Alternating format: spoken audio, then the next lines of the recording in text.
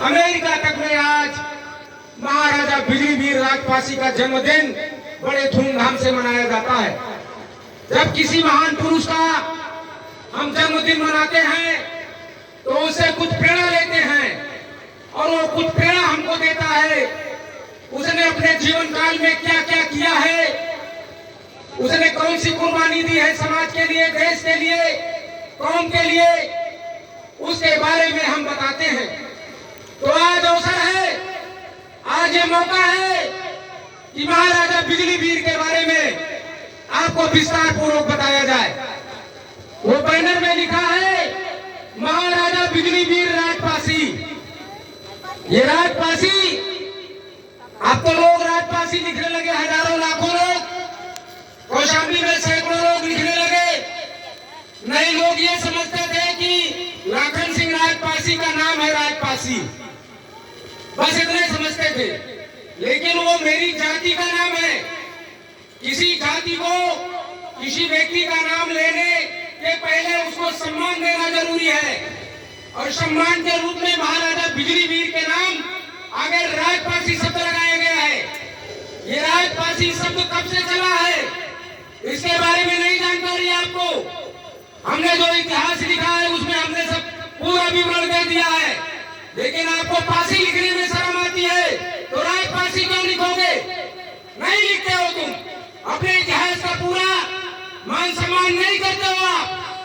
ये राजपासी जो पदवी है ये 8वीं शताब्दी में महाराजा सुहेलदेव के दादा परदादा त्रिलोकचंद राजपासी ने जो पूरे अवध को जीता और दिल्ली के राजा आनंदपाल पर चढ़ाई कर दी, इतनी बड़ी सेना इकट्ठा किया 8वीं शताब्दी में कि दिल्ली को भी जीत लिया, पूरे उत्तर भारत को जीत लिया।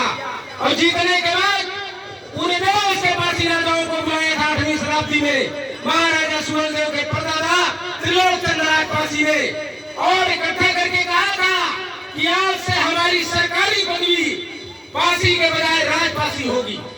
लाखन सिंह राजपासी ऐसे पासी नहीं लिखता, ऐसे राजपासी नहीं लिखता। और मैं प्रेरणा देता हूँ कि लाखों हजारों लोग एक लिखो, एक बनो, और जब तक तुम सरोज लिखोगे बटे रहोगे, पासवान लिखोगे बटे रहोगे, और दुनिया भर के अगल बगल अपने नाम के आगे लिखोगे। आज पूरे देश का यादव सिर्फ यादव लिखता है, वो क्या बेवकूफ है? आज उसकी तरक्की का हमको पता चलता है, उसी में जाता है तब हम जानते हैं कितने यादव गया, पुलिस में गया तो पता चलता है कितने यादव गए, आईएएस पीसीएस बनता है तो पता चल जाता है कितने यादव गए। लेकिन हमारे समाज में सैकड़ों आईएएस पीसीएस सेना में हजारों लोग हैं, पुलिस में हजारों लोग हैं, लेकिन दुनिया भर का नाम लिखने की वजह से आज हमारी एक पहचान नहीं बनी। आपको एक पहचान बनाने के लिए आपको एक मंच जरूरी है, एक नाम जरूरी है, और जब तक एक नाम नहीं होगा आपका तो आपकी राष्ट्रीय पहचान नहीं बन सकती है। इसलिए महाराजा बिजलीवीर राजपासी के जन्मदिन के अवसर पर मैं आपको ये सुझाव देना चाहूंगा कि आप सभी लोग एक नाम धारण करें। चाहे पासी लिखे, अगर राजपासी लिखने से आपको घृणा है तो पासी ही लिखे, लेकिन एक लिखे तो आपकी एकता बनेगी। अब मैं आता हूँ महाराजा बिजलीवीर के जन्मदिन पर। महाराजा बिजलीवीर का आज जन्मदिन है, इनका जन्मदिन हम मनाए क्यों? इनके जन्मदिन मनाने से हमको फायदा क्या है, हमको लाभ क्या है? इन्होंने कौन सा ऐसा कारनामा किया है जिससे कि हम इनका जन्मदिन मनाने का काम करें? तुम भाई डिस्टर्ब क्यों कर रहे हो भाई? यार तो एक आदमी जाती तो दूसरी प्रदर्शनी लगा रहे हो, जाने वाले हैं। साथियों, महाराजा बिजलीवीर राजपासी लखनऊ और उसके 100 किलोमीटर के इलाके में चारों तरफ, जिसको घनरिया फार्म कहा जाता था आधा में, उस क्षेत्र को घनर क्षेत्र कहा जाता है, आज भी कहा जाता है। और घनरिया बहुत बड़े बड़े मैदान है, घनरिया का इलाका है गांजर क्षेत्र का। वहां सबसे पहला किला महाराजा बिजलीवीर ने जो बनवाया, अपने बाप नटराज के नाम पर उस किले का नाम रखा नटवा का किला जो बोला जाता है। दूसरा किला उन्होंने बनवाया अपनी माता बिजना के नाम पर, बिजनौरगढ़। बिजनौरगढ़ जो आधा में, बिजनौरगढ़ की लड़ाई बड़ी मशहूर है, गांधर की लड़ाई बड़ी मशहूर है आधा में। तो महाराजा का निर्माण किया अपने माता बिजना देवी के नाम पर बिजनौरगढ़। इस प्रकार से महाराजा बिजलीवीर ने 10 किलों का निर्माण किया। उनकी बड़ी ताकत, बड़ा उनका हाव भाव बड़ा समाज में। तो बगल का जो कन्नौज का राजा था जयचंद ने महाराजा बिजलीवीर को एक चिट्ठी लिखा और चिट्ठी लिख करके कहा, और जब वो चिट्ठी लेकर के धामन यानी ढाकिया उनके दरबार में पहुंचा है, तो महाराजा बिजलीवीर के दरबार में 25 राजा, पासी राजा सब सिंहासन पर अपने अपने कुर्सियों पर बैठे थे। वहां पर चिट्ठी पढ़ी गई। उस चिट्ठी में राजा जयचंद चूंकि सम्राट था, कन्नौज का बड़ा राजा था, उसने जानते हो क्या लिखा?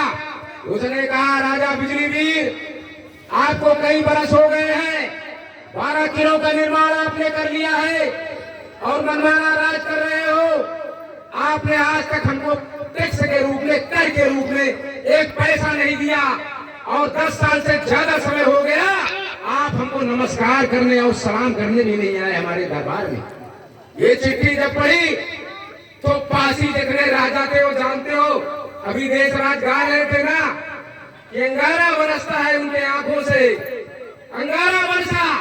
उन्होंने कहा, महाराज जयचंद को करारा जवाब दिया जाए और जवाब में लिखा जाए कि राजा बिजलीवीर फूटी कौड़ी नहीं देगा, हम ना तुम्हारे दरबार में सलाम करने आएगा, तुम्हारी जो मर्जी हो कर लो।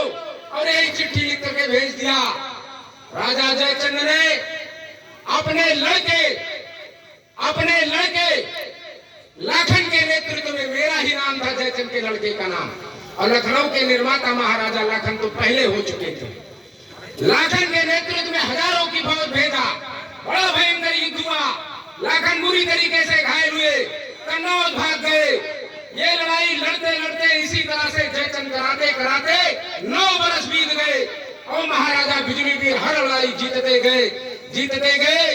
उसके बाद जयचंद ने उपाय खोजा, अलाउद्दीन महोदय से निकाल दिया था राजा चंदे लेने। उसी समय नौकरी के तलाश में भटक रहे थे। जयचंद को बढ़िया अवसर मिला।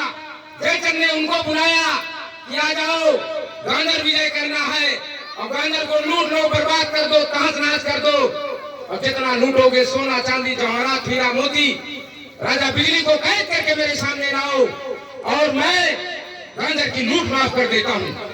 9 बरस तक बड़ा भयंकर युद्ध हुआ। 10वें साल में कांगड़ की लड़ाई के नाम से मशहूर आला की किताब में है, महाराजा बिजलीवीर के बारे में जानते हो क्या लिखा है? गौ आवे शान सकारे, गौ आवे जब भिनसार, और ठीक तुम्हारी राजा बिजलीवीर आवे और ढाई पहर करे तलवार। ये तुम्हारे राजा बिजलीवीर का पराक्रम था। दोपहरी के आते थे और ढाई पहर तलवार करते थे। आला उदल के हस्ती को मिटाने का काम किया। आला उदल को घायल कर दिया, युद्ध से इनको भाग जाना पड़ा और ये लड़ाई लंबे समय तक 3 महीना 13 दिन तक चली। उस लड़ाई में अंततः हमारा दुलारा राजा, हमारा ये प्रतापी महाराजा बिजलीवीर ये शहीद हो गए। कहते हैं जब ये इनकी तलवार से गर्दन कट गई थी युद्ध में, तो ये 5 मिनट तक युद्ध करते रहे दोनों हाथों से। ऐसा लखनऊ के चारों तरफ आज भी लाखों लोग कहते हैं, ये कहा जाता है। और साथियों, जब महाराजा बिजलीवीर शहीद हो गए तो चक्रवर्ती सम्राट, शायद उत्तर प्रदेश में इतना बड़ा किला नहीं होगा, मैं दर्जनों बार वहां पर गया हूं। चैत्र पूर्णिमा को लाखों लोग इकट्ठा होते हैं। महाराजा सातनदेव का किला उन्नाव और हरदोई के बॉर्डर पर शाही नदी के किनारे वो किला है। 3 किलोमीटर लंबा, 3 किलोमीटर चौड़ा। जब वो किला रहा होगा तो उत्तर प्रदेश में शायद इतना बड़ा किला हमको नहीं मिलता है। महाराजा सातन ने नेतृत्व संभाला। आला के साले जोगा और भोगा से आमना सामना हुआ। आला से सामना हुआ, उदल से सामना हुआ। महाराजा सातन देव ने सबको घायल करके युद्ध से भगा दिया। आला के साले जोगा और भोगा को खदेड़ कर युद्ध के मैदान में राजा सातन देव ने मार डाला। आला उदल बुरी तरह से पराजित होकर के गंजरिया क्षेत्र का मैदान छोड़ करके भाग गए थे। ये महाराजा बिजलीवीर का पराक्रम था। हम इनका जन्मदिन इसलिए मनाते हैं, आज तक हमको किसी ने नहीं बताया, दुर्गा पूजा में किसी ने नहीं बताया, राम जी के जन्मदिन में किसी ने नहीं बताया।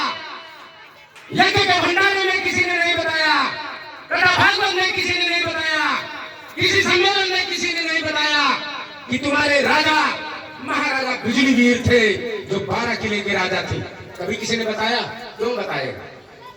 महाराजा साधन देव के बारे में किसी ने नहीं बताया। चक्रवर्ती सम्राट जो हमारा सबसे बड़ा ऐतिहासिक कोष, चक्रवर्ती सम्राट महाराजा सुहेलदेव राजपासी के बारे में किसी ने बताया, जिसने भारत की लाज बचा ली। अगर वो ना होता तो आज भारत का कुछ रूप और होता। ऐसे बड़े बड़े चक्रवर्ती सम्राट राजा महाराजा, इनके बारे में आपको कौन बताएगा?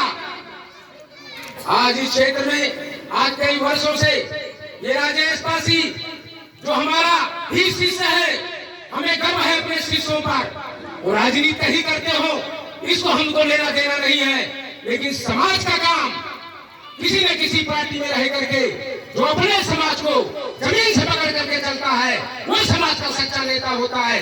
ऊपर ऊपर उड़ने वाला, सिर्फ राजनीति की भाषा बोलने वाला, वो अपने समाज का नेता नहीं हो सकता, चाहे मैं हूं चाहे जो भी हो। इसलिए साथियों, राजेश पासी ने ये कार्यक्रम किया, इसके लिए मैंने बहुत बहुत धन्यवाद दूंगा। आने वाले समय के लिए चक्रवर्ती सम्राट महाराजा सुहेलदेव जी का बसंत पंचमी को जन्मदिन है। पूरे जनपद में उसको भव्य तरीके से मनाया जाए। महाराजा सुहेलदेव पासी के नाम पर उनका इतिहास बहुत ही शानदार है, जिन्होंने 11 लाख विदेशी फौज को बहराइच के नानपारा के मैदान में 10 ईस्वी को शहीद करने का काम किया था। उसका तो कोई इतिहास ही नहीं जानता। हम बताने का काम करेंगे ना। अरे हमें मेले एमपी नहीं बने तो हमारी बात को जरा हल्के में मत लो। हम इतिहास लिखते हैं, पासी समाज का इतिहास ढूंढते हैं। 47 साल हो गया इस समाज को जगाते जगाते। एमएलए एमपी बनना तो एक छोटी बात है। अब की हारा उस बार जीता, अब की हारा उस बार जीता, और क्षेत्र में ना आया तो उसका नाम भी खत्म हो जाता है। और समाज का काम करने वाला हजारों बरस तक समाज में जिंदा रहता है। इसलिए हमने एक किताब लिखी है दोस्तों, आपको दिया है, फ्री बांटा है, लाखों रुपए की किताब। आप उसको पढ़िए। शब्द तो मेरे हैं, लेकिन उसमें जो कुछ लिखा है प्रमाण के साथ लिखा है, मुजबानी नहीं लिखा गया। आप जब पढ़ोगे तभी तो जानोगे। और अंत में आप अपने बच्चों को पढ़ाओ लिखाओ। दारू बंद कर दो, दारू पीना बंद कर दो। और ये जो मांस भक्षण जो तुम करते हो, मांस भक्षण तो सभी जातियां करती हैं। हम किसको मना कर सकते हैं? हम पासी को नहीं मना कर सकते, लेकिन मर्यादा में रह के उसका सेवन करो। तुम तो सरे बाजार चौराहे पर दुकान लगा करके और खीरा ककड़ी की तरह, लौकी की तरह टांग करके खाते हो, और हमारे बिरादरी के लोग बढ़िया बेल्ट लगा करके, टाई लगा के, कोट लगा के, और रोड के किनारे 10 हीरो होंडा खड़ी करके और नमक मिर्चा लगा के झोपड़ी में खुद चबाते हो। इस तरह में कभी सम्मान पाओगे? हम लोग रोज बनाते हैं, ये बेईमान रोज बिगाड़ते हैं। ये रोज बिगाड़ते हैं क्योंकि तुम्हारा समर्थन उनको मिलता है। अगर तुम उनसे कहो कि इसको रोड से हट के जरा अंदर की बस्ती में लगाओ, खाओ खूब, लेकिन इसको प्रदर्शन ना करो, तो हमारी इज्जत और मर्यादा बढ़े। इसलिए साथियों, मैं कार्यक्रम के आयोजक राजेश पासी को, मन्नीलाल पासी को, दिनेश पासी को, कई लोगों का नाम मैं भूल रहा हूं, इनको बहुत बहुत धन्यवाद देते हुए मैं अपने छोटे भाई, यहाँ जितने बैठे हैं सब मुझसे छोटे उम्र में हैं। ये ओम प्रकाश पासी हैं, सौराई बुजुर्ग के, और ये बढ़िया पासी हैं, सरकार वाली पार्टी के पासी हैं। हमारे पास तो कोई नहीं आता, इनके पास तो बहुत लोग जाते हैं। कोई काम पड़े तो इनसे ले लो, इनकी सरकार है। वो छोटे वीरेंद्र फौजी हैं, एक और वीरेंद्र फौजी हैं, बड़े हैं, वो नहीं आए हैं। समाज के प्रति इनके अंदर चाहत है तब आए हैं। ब्रिजेश पासी हैं, ये ब्रिजेश पासी हमारे बगल में एक काजू गांव है, वहां ठाकुरों का बड़ा बोलबाला है। उनसे ये लड़ते हैं, इसलिए मैं इनको धन्यवाद देता हूँ। और नाम नहीं जानता, क्षमा करना, ये राम बाबू पासी है सुहेला का, ये हमारा भांजा है। ये वहाँ के जमींदार मुसलमानों से बहुत लड़ा है।